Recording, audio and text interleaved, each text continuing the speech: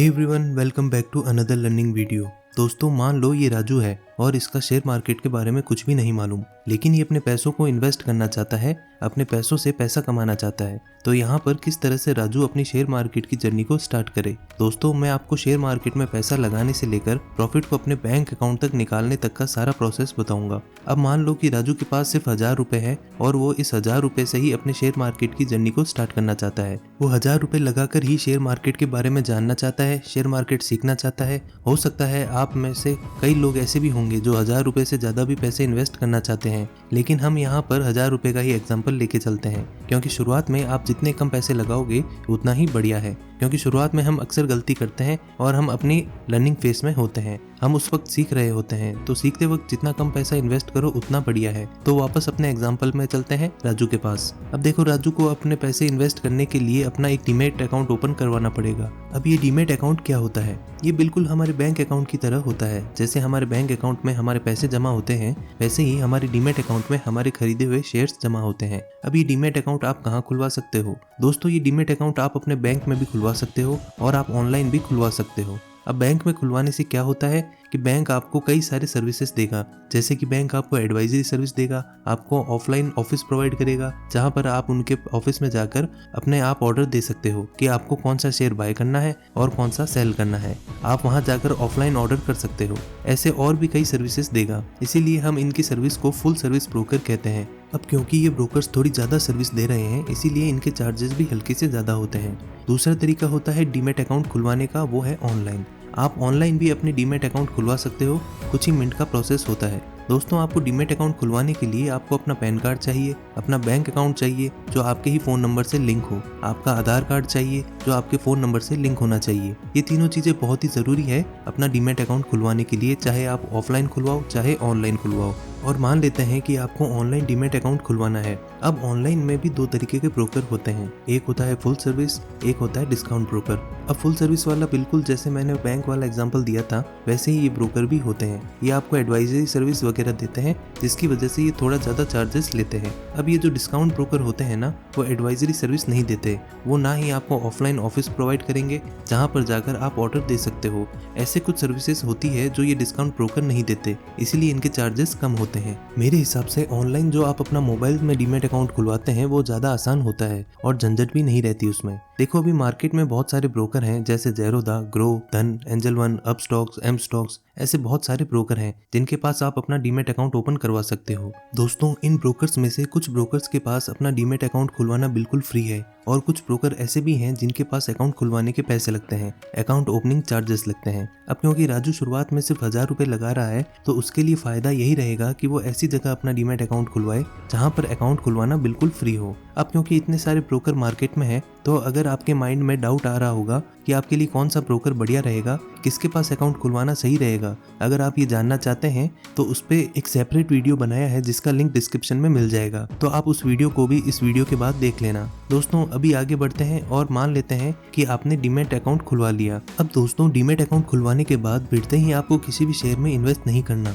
आपको कोई शेयर नहीं खरीदना। पहले एक हफ्ते आप उस ऐप को चलाना सीखो। आप रोजाना सुबह शाम देखो कि किन शेयर का प्राइस बढ़ रहा है और किन शेयर का प्राइस घट रहा है। आप उस ऐप को चलाना सीखो। आप ये देखो कि कैसे किस कंपनी के शेयर को ढूंढते हैं। मतलब एक हफ्ते जब आप लगातार उस ऐप को चलाओगे तो आप उस ऐप से फैमिलियर हो जाओगे और आपको ये आइडिया हो जाएगा कि वो ऐप काम कैसे करता है और आपको कुछ कंपनियों के शेयर्स के बारे में भी पता चलेगा। अगर आप और भी जल्दी उन ऐप्स को चलाना सीखना चाहते हो, चाहे आप किसी में भी अपना डीमैट अकाउंट खुलवाओ, तो आपको हमारे चैनल पर सभी ब्रोकर्स की ट्यूटोरियल वीडियो मिल जाएगी। आप इन वीडियोस को देख सकते हो, चाहे आप किसी में भी अपने डीमैट अकाउंट खुलवाओ। उन वीडियो को देखने के बाद जब आप उस ऐप को चलाओगे तो आपको काफ़ी चीज़ें, काफ़ी फीचर्स पता चल गए होंगे। तो मैं आपको रिकमेंड करूंगा कि आप ये वीडियोस भी ज़रूर देखना। दोस्तों, अब मान लेते हैं एक हफ्ता हो गया है और आपको वो ऐप थोड़ा बहुत चलाना भी आ गया और आपको कुछ स्टॉक्स के बारे में भी पता चल गया। अब तीसरे स्टेप में आपको खुद ही वो शेयर ढूंढने पड़ेंगे जिसमें आप इन्वेस्ट करना चाहते हो। ये नहीं कि आपके दोस्त ने कोई आपको स्टॉक बताया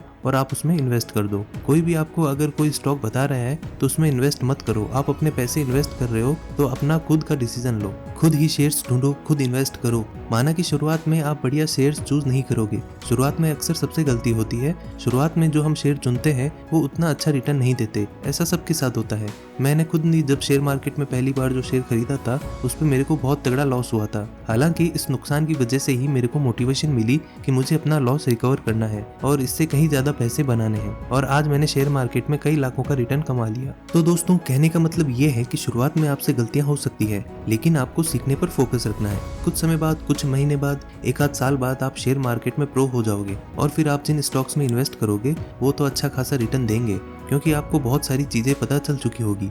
लेकिन फिर भी मैं आपको शेयर्स ढूंढने का काम थोड़ा आसान कर देता हूँ। आप शुरुआती दौर में उन शेयर में इन्वेस्ट करो जिन कंपनियों को आप जानते हो। अब आप कहोगे कि भाई मैं तो किसी कंपनी को जानता ही नहीं। तो दोस्तों, हमारे घर में बहुत सारी ऐसी कंपनियां हैं जिनको हम यूज करते हैं। आप ये देखो कि आप किस कंपनी का साबुन यूज करते हो, आप किस कंपनी का टूथपेस्ट यूज करते हो, आप किस कंपनी की बाइक या कार यूज करते हो। अगर आप पढ़ते हो तो आप कौन सी कंपनी की कॉपियां यूज करते हो। ऐसी बहुत सी डेली लाइफ की चीजें हैं जिन्हें देखकर भी आप ऐसी कंपनियां का पता लगा सकते हो जो शेयर मार्केट में आपको अच्छा खासा रिटर्न दे सकती है। और सबसे बढ़िया बात यह रहती है कि ऐसी कंपनी इतनी फेमस है और इतनी बड़ी है कि ऐसी कंपनी अगर तगड़ा रिटर्न नहीं भी देती तब भी इन कंपनियों में आपको लॉस होने के चांसेस बहुत कम होंगे। मतलब इसमें रिस्क कम होता है। और स्टार्टिंग में आपको चाहिए क्या? आपको ऐसी ही कंपनी चाहिए जिसमें आपको भले ही प्रॉफिट ना हो लेकिन आपका नुकसान भी ना हो। आपके 1000 रुपये भले ही 2000 ना हो पाए, 1000 रुपये आपके 1000 रुपये रहे, लेकिन आप शेयर मार्केट में नॉलेज ले सको, उसके बारे में सीख सको। दोस्तों, आपका मेन मोटिव यही रहना चाहिए कि आप ज़्यादा से ज़्यादा चीज़ें सीख सको,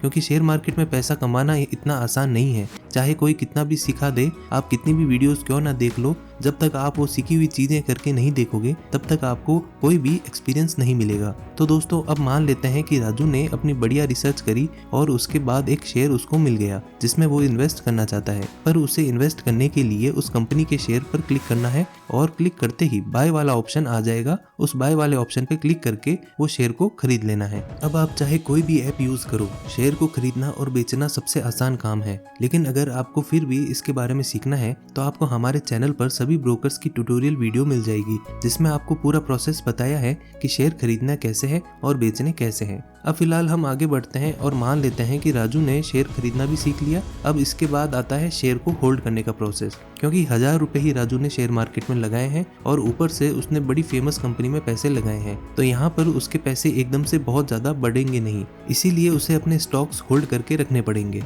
होल्ड करने का मतलब क्या है? आपको शेयर बेचने नहीं है, आपने खरीद लिया, आपको उसको अपने पोर्टफोलियो में पड़े रहने देना है। अब आपको हर 2-3 दिन के बीच में अपना ऐप खोलकर ये देखना है कि आपका इन्वेस्ट किया हुआ शेयर कितना बढ़ रहा है, कितना घट रहा है। दोस्तों, एक लॉन्ग टर्म इन्वेस्टर को बार बार अपने शेयर की परफॉर्मेंस नहीं देखनी चाहिए, क्योंकि आप अपनी शुरुआती लर्निंग फेज में हो, आप सीख रहे हो, तो शुरुआती दिनों में ऐसा करने में खूब मजा आता है। अपने शेयर को बढ़ते हुए देखने में, अपने पैसों को बढ़ते हुए देखने में बहुत खुशी मिलती है, और अगर लॉस भी होता है तो भी मोटिवेशन मिलती है। बस शुरुआत में यही याद रखना है कि लॉस को देखकर टेंशन में पैनिक होकर अपने शेयर को बेचने मत लग जाना। इसके अलावा ये देखो कि बाकी जो शेयर्स हैं वो कैसा परफॉर्म कर रहे हैं, कौन सा शेयर सबसे अच्छा परफॉर्म कर रहा है, कौन सा बेकार परफॉर्म कर रहा है, आखिर वो बढ़ क्यों रहे हैं या गिर क्यों रहे हैं। आप उसके पीछे का कारण जानने की कोशिश करो, इससे आपका इंटरेस्ट और भी बढ़ेगा, आपको और मजा आएगा ये सब चीजें देखने में। ऐसा करने से आप धीरे धीरे और भी सीखोगे, और धीरे धीरे जब आपको प्रॉफिट होने लगे, आपको ये थोड़े बहुत कॉन्फिडेंस आने लगे कि हाँ आप बढ़िया कंपनी के शेयर चूज कर पा रहे हैं, तो आप अपने और पैसे इन्वेस्ट करो।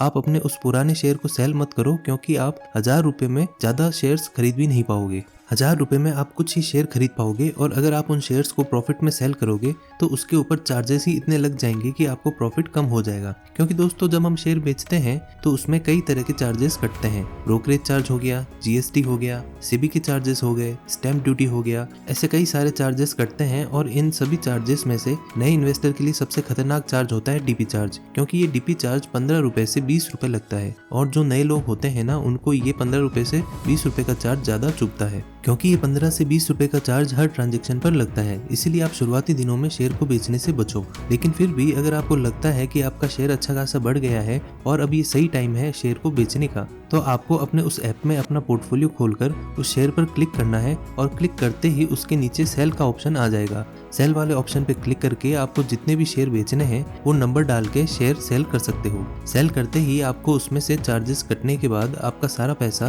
कि उस ऐप में दिखा देगा। अब वहां से आपको विड्रॉ करना है। अपने पैसे को विड्रॉ करने के बाद आपका 1 दिन के अंदर अंदर पैसा आपके बैंक अकाउंट में आ जाएगा। तो दोस्तों यहाँ पर मैंने आपको वो सारे स्टेप्स बता दिए जिसे फॉलो कर कोई भी नया इंसान शेयर मार्केट में अपने पैसे लगा सकता है। दोस्तों जैसा कि मैंने बताया था कि शेयर मार्केट में इन्वेस्टिंग या ट्रेडिंग करने के लिए आपको एक डीमैट अकाउंट की जरूरत पड़ेगी। तो डिस्क्रिप्शन में कुछ अच्छे ब्रोकर्स के लिंक मैंने दिए हैं जहां क्लिक करके आप अपना डीमैट अकाउंट बिल्कुल फ्री में ओपन करवा सकते हो। तो दोस्तों आज की वीडियो में बस इतना ही। उम्मीद करता हूं आपको ये वीडियो पसंद आई होगी। दोस्तों वीडियो पसंद आई हो तो उसे लाइक करें, शेयर करें और हमारे चैनल को सब्सक्राइब जरूर करें। मिलते हैं नेक्स्ट वीडियो में, तब तक के लिए हैप्पी इन्वेस्टिंग। जय हिंद, जय भारत।